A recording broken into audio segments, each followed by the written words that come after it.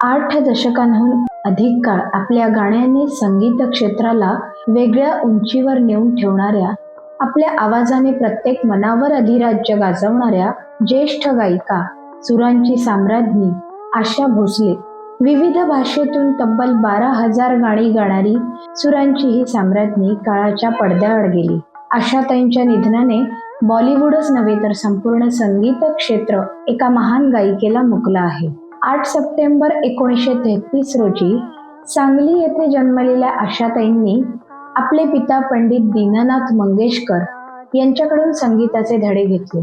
सुरुवातीच्या संघर्षानंतर त्यांनी हिंदी, मराठी, बंगाली, गुजराती, तमिळ, तेलुगू अशा 20 पेक्षा जास्त भाषांमध्ये 12,000हून अधिक गाणी रेकॉर्ड करून जागतिक विक्रम प्रस्थापित केला. त्यांची गाणी आजही रसिकांच्या ओठावर आहेत. जुन्या नायिकांपासून अगदी नव्या जमान्यातील अभिनेत्रींच्या गाण्यांनाही त्यांनी आपला स्वरसाज चढवला.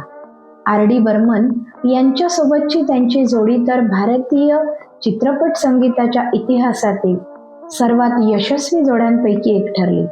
महाराष्ट्र भूषण आशाताईंना त्यांच्या पार्श्वगायनातील योगदानासाठी पद्मविभूषणने सन्मानित करण्यात आले. आपल्या जादुई आवाजाने रसिकांच्या मनावर अधिराज्य गाजवणारी ही स्वराशा आता कायमची शांत झाली आहे.